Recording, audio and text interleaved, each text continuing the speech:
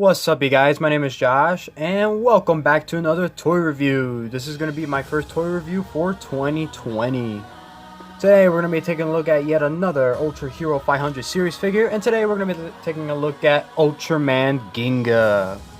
Man, I haven't done one of these reviews in a long time. The last figure I reviewed was Ultraman Ginga. Man, I don't remember how long ago that was. Like, wow, I'm like way behind.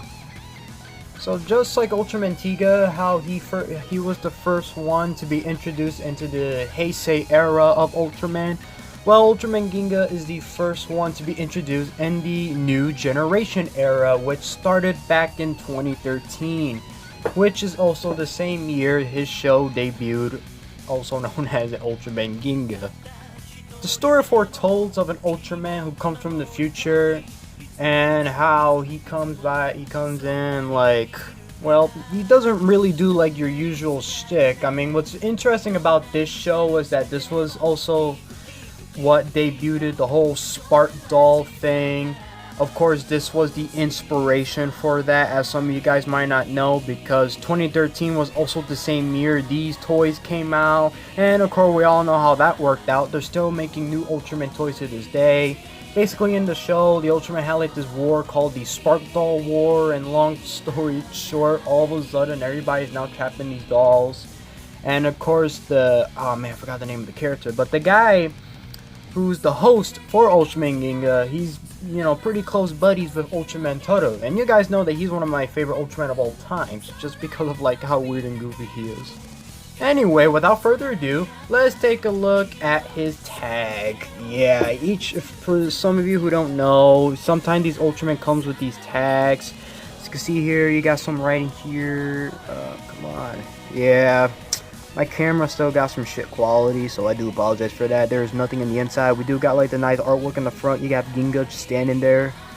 Yeah, looking all nice. He's number 11, as you can see. Now, in the past, I used to review these figures in order. Now, I have officially decided to just kind of review them out of order, because trying to collect all of them in order, it's kind of a pain in the ass, and I'd rather not do that.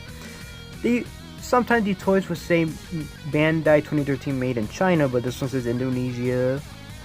Pretty interesting. Not that it matters, but just to kind of point that out. Yep. Yep, very nice. And now let's take a look at the figure. Now, as always, these figures have very nice sculpting to it. They always look very nice and accurate to how they are in the show. As you can see, I have a nice closer look of the figure. I really do love the detail on this. I love the silver and I love the blue, because, well, funny enough, my favorite color is actually blue. See here, this is the back of the figure. He still looks pretty nice. Take a nice little look at the face right here. Now, it's funny because he's an Ultraman from the future. I don't remember if it's ever specified like when in the future, but all I can say is that he definitely looks like an upgraded Ultraman. Like, he just legit looks like the original Ultraman, but with just like a few updates, and that's what's really unique about the design. As you can see here, I have him compared to the legendary first Ultraman. He's looking pretty nice, I gotta say. I just love the blue on his chest. Just look at that, the color timer. Oh man, see the eyes, you know, ears right here. It's very nice. Yep.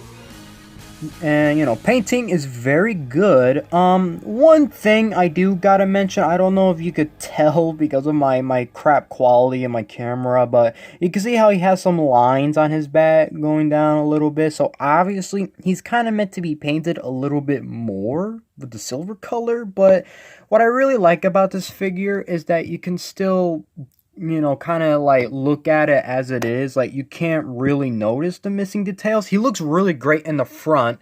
He looks good in the back too, don't get me wrong. Like, it's acceptable. You know, I like it. Like, it's pretty satisfying. So, of course, let's go over the articulation. Now, these are vinyl dolls, you know, spark dolls, whatever they call. I mean, they're called either one, vinyl or spark dolls, whatever. Now, these figures have only 3 points of articulation. Sometimes they could come with more, but it's just mostly 3 points. This can rotate all the way 360. The waist can also move, but the waist on mine is like pretty tight. I don't even want to go all the way. That's just kind of the way these figures are. I know it kind of limits some playability, but you can still kind of, I don't know. You can still do some stuff with this, so at least you got that going on. So, of course, without further ado, let's do some size comparisons. Here he is with Tiga, because, you know, of course, like I say, he is the one that was introduced in the Heisei era. Ultraman Ginga was from 1996. See here with the sizing, he's a tad bit, like, smaller. Tiga is kind of a shorty, which kind of makes sense, if I'm being honest. Here he is compared to Ultraman Victory.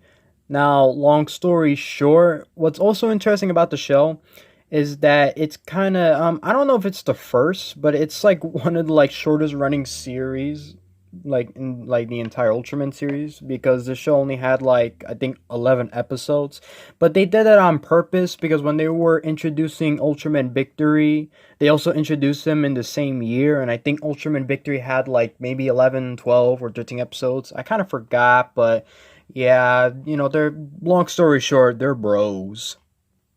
Here he is compared to Alien Bolton, because I already explained that he's like one of my favorite kaijus of all time. I love this guy.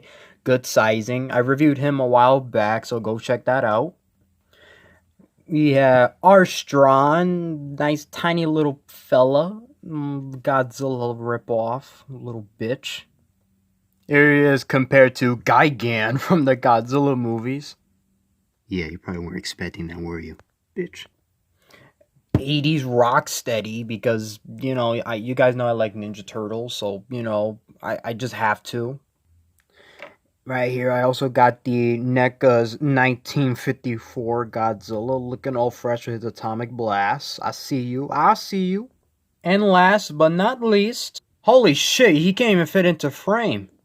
So, of course, comes to the end of our review. Yeah. You guys know I'm back. I'm gonna be doing some more Ultraman toy reviews, hopefully. I know it's been a long time, and I know you guys have waited for such a long time, but I'm back, and I'm gonna review a whole bunch. I'm not sure if I'm gonna review another hero or if another monster next time, but of course, you know, I hope you guys liked the video. You know, leave a like, subscribe, and I will see you in the next one. Hey, where's my review, bitch?